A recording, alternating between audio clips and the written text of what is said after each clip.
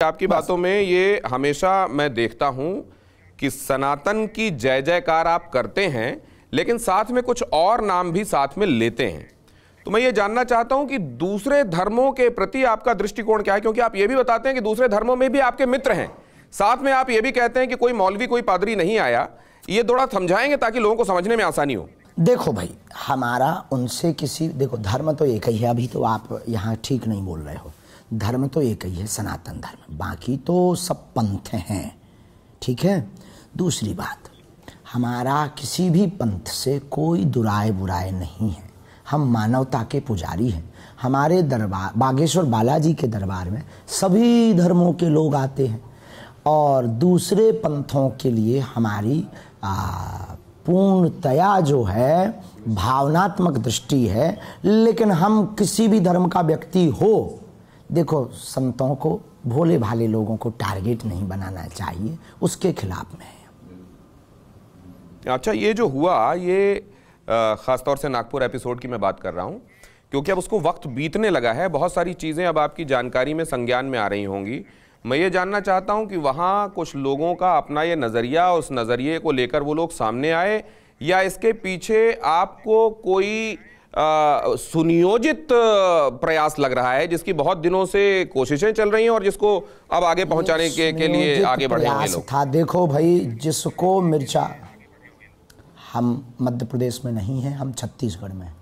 स्थान हमारा छत्तीसगढ़ है, हम 3rd प्लेस में हैं।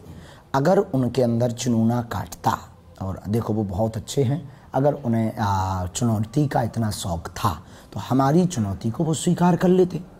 हमने किराया दिया, खर्चा दिया, हम तो वहीं रहे, हमें तो चुनौती दी नहीं है, हमें तो आने के बाद दी है। हमने तो पहले ही चुनौती दी। और ये मध्य प्रदेश नहीं है, ये छत्तीसगढ़ है, हमारा प्रदेश भी नहीं है, हमारा घर भी नहीं है कि अगर वो कहें कि अपने घर में जाकर तो कोई भी भौंक सकता है। तो हम तो भैया दूसरी जगह थे, ये दूसरा स्टेट है, वो आ जाते, और 250 किलोमीटर दूर है। ये प्रायोजित ढंग है और उनके बारे में अब हम बात भी नहीं करना चाहते हैं। हम अंधविश्वास के खिलाफ हैं, सीधी बात ये कुछ लोग ये कह रहे हैं, ये भी आपकी जानकारी में मैं डालूं कि ये जो कानून है अंधश्रद्धा निर्मूलन के तहत 2 कानूनों का हवाला जो दिया जा रहा है, एक तो मैजिक ड्रग एंड रेमेडी वाला जो कानून है, और दूसरा ये कि जादू टोना कानून महाराष्ट्र 2013।